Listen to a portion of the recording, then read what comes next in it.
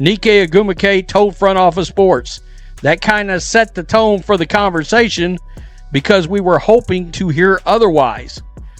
Agumake said the 3-hour meeting was instead spent both sides explaining the thinking behind their recent proposals. One of the main priorities, according to one source familiar with the negotiation, was to allow players and owners to connect and ask questions of each other. The sound of a major negotiation collapsing could practically be heard in real time. The Women's National Basketball Players Association spent nearly 3 tense hours in a highly publicized meeting with Women's National Basketball Association team owners in New York City. According to reports, the owners arrived without presenting any counterproposal. Instead of offering revised terms or new ideas, they reportedly made it clear to union representatives that nothing new was being put forward. The meeting ultimately ended in a complete stalemate.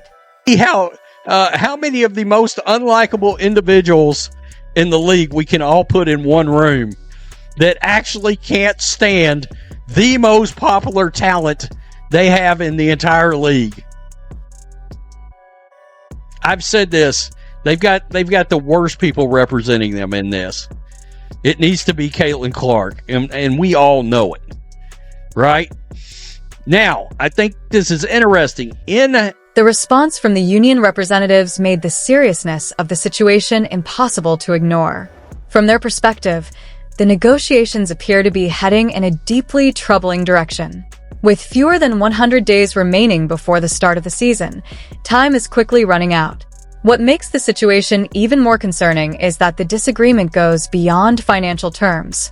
The two sides are now questioning whether the other is negotiating in good faith at all, a major warning sign at such a critical stage in the process. Politician Stacey Abrams. This is the most unlikable league ever.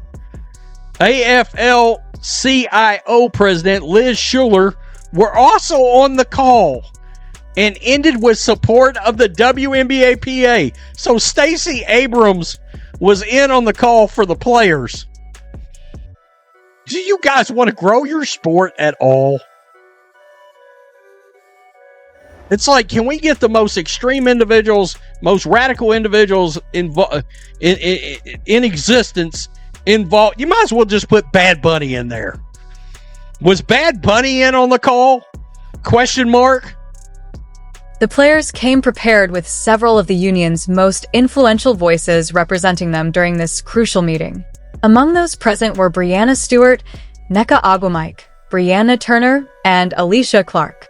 However, the biggest surprise was the absence of two of the league's most recognizable stars. Kelsey Plum and Nafisa Collier, both expected to attend in person, were reportedly not present at the meeting. Based on recent reports, the league has proposed a significantly higher salary structure with a maximum compensation potentially approaching $1.3 million to nearly $2 million over the life of the deal. They're making a point to only say $1.3 million because they're trying to empower the players. Well, it's just $1.3 million. Well, it's nearly $2 million by the end of the deal. Instead of attending in person during what is widely viewed as one of the most important meetings in the entire negotiation process, some players joined remotely via Zoom. The meeting was being treated as a pivotal, make-or-break moment for the future of the Women's National Basketball Association, yet key player representatives, including some of the league's biggest names, were not physically present. That decision raised questions about optics and commitment, especially given how high the stakes are at this stage of negotiations.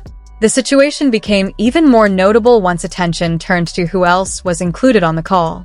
The committee, who were unable to attend in person. By the way, Kathy Engelbert was involved, as well as some others, and I already named some of these.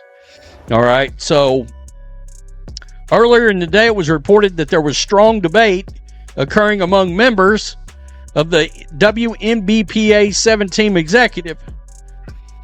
All right, talking about one group believes the time is now to stand firm in the pursuit of the revamped revenue model. The other is less inclined to pursue a strike.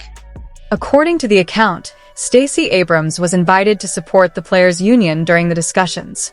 The narration notes that she is primarily known for her political and advocacy work rather than direct experience in sports labor negotiations. Also joining the call was AFL-CIO President Liz Schuler, who participated to show solidarity with the players' side. The commentary frames this as a notable choice of representation during a high-stakes bargaining session.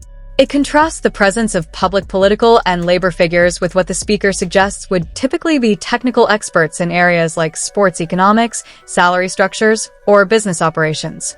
They sent all the owners to the meeting, and you all can't get your PA team to show up on time. Unprofessional. Dumbest group of women to ever lead a negotiation, honestly. Whomever is advising or filing their head with images of grandeur should be fired.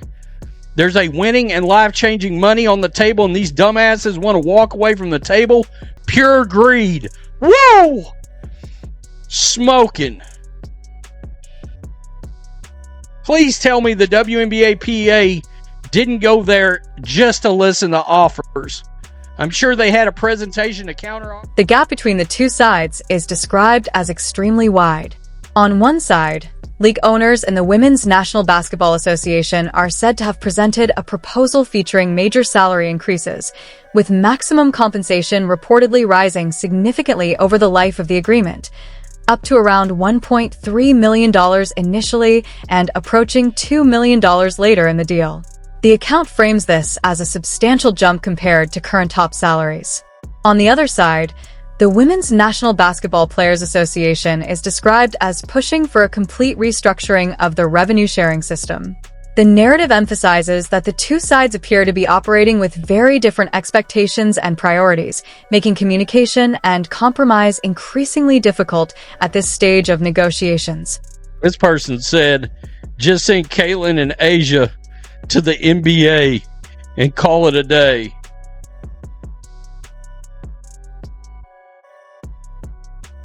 I mean, it's that's just disrespectful.